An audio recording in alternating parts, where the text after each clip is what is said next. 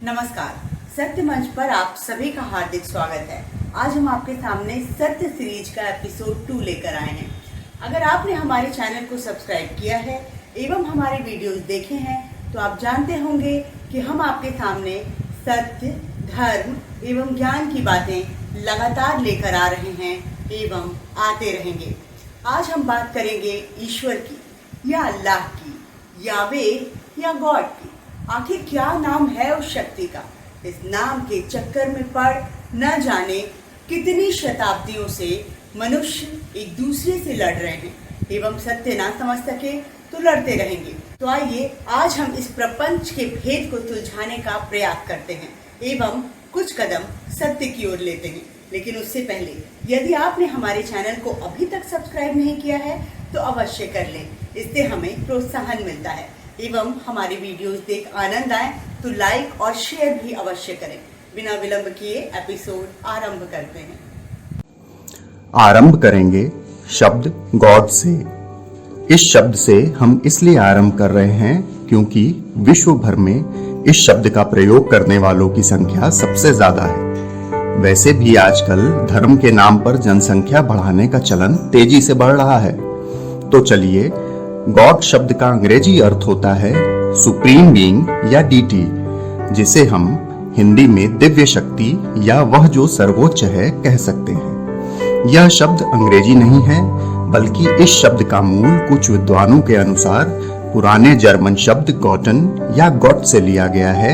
एवं जब आप इसके और भी पीछे जाएंगे तो आपको पता चलेगा कि ओल्ड जर्मन ने गॉटन या गॉट शब्द हमारे संस्कृत शब्द हुतम या हूं शब्द से लिया था, जिसका अर्थ होता है इन्वोक्ड टू कॉल, अर्थात बुलाना, याद करना या स्मरण करना।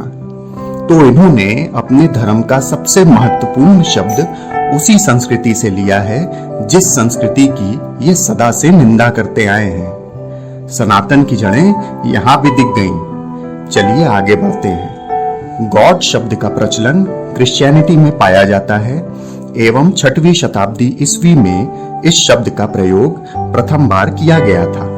प्राचीन क्रिश्चियन ग्रंथ आर्जेंटस में ईसाइयों ने अपने परमात्मा को गॉड कह संबोधित किया था।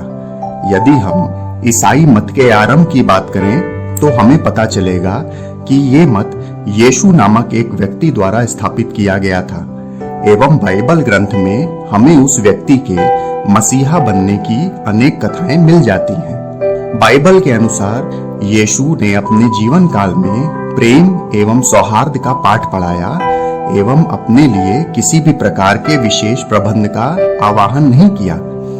लेकिन क्या यीशु के मत को मानने वाले उनके आपसी प्रेम एवं सौहार्द के पाठ पर चल रहे हैं? यह सोचने योग्य है। अगला शब्द है अल्लाह।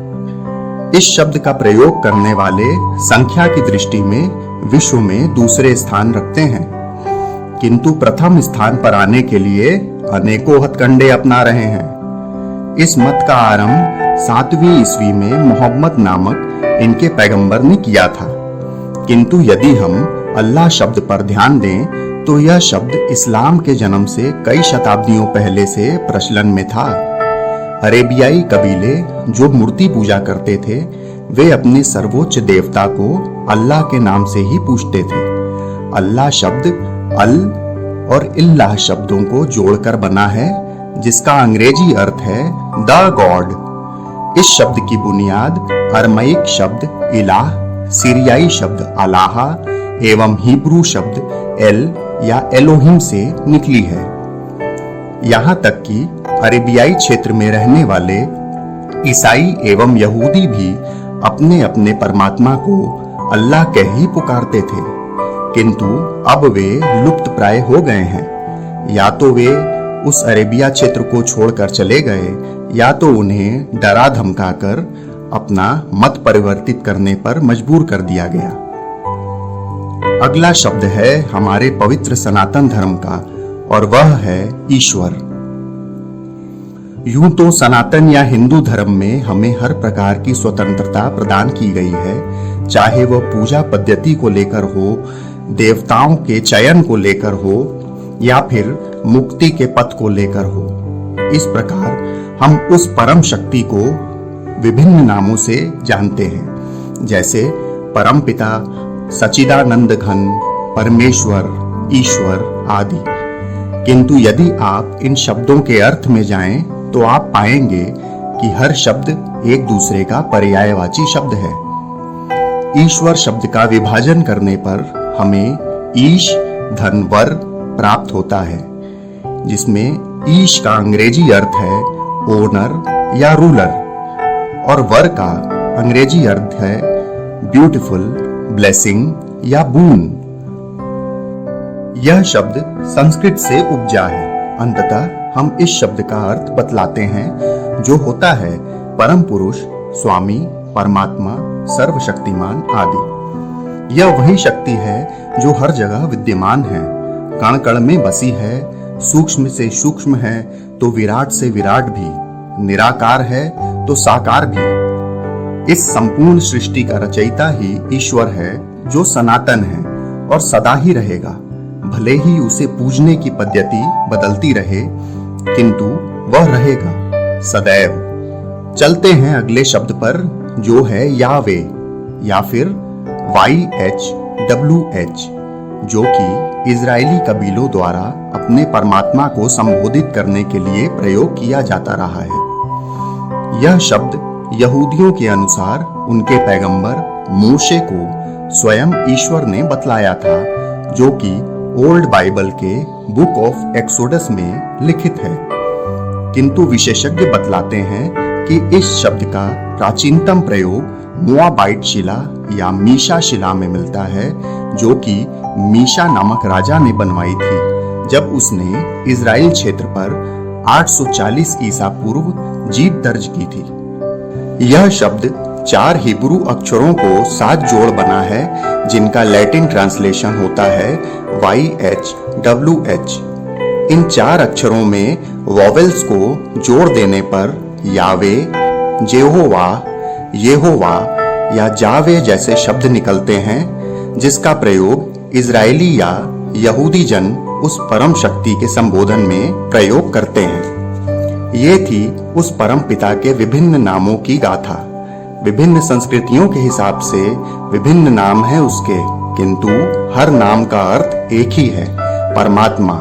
वह जो सर्वशक्तिमान है, जिसने इस ब्रह्मांड की रचना की है, जो हम सबका पिता है, पालन करता है। उसने हमें बनाने में भेद नहीं किया। यदि भेद किसी ने किया तो वह थे चंद मूर्ख जो महान बनना चाहते थे। वे जो विभिन्न प्रकार के उल्टे पलटे नियम, कायदे थोप स्वयं को अलग साबित करना चाहते थे। उसी मूर्खता के कारण आज हर जगह अशांति फैली हुई है, प्रेम के स्थान पर घृणा फैलाई जा रही है। धर्म की चादर ओढ़ अधर्म फैलाया जा रहा है, किंतु अब और नहीं। जब बनाने वाला एक ही है तो हम सब भी तो एक ही हुए। वासुदेव कुटुंबकम, यह ब्रह्मांड एक परिवार है और रहेगा। इसे बांटने वाले बहुत आए और काल का ग्रास बन लुप्त हो गए, पर मानवता अभी तक है, प्रेम अभी तक है, सत्य अभी तक है और सबसे ऊपर वह परम पिता परमात्मा सदा है और रहेगा। आपको हमारा एपिसोड कैसा लगा, नीचे कमेंट बॉक्स में कमेंट कर हमें अवश्य बताएं। मिलते हैं अगले एपिसोड में, तब तक के लिए नमस्कार।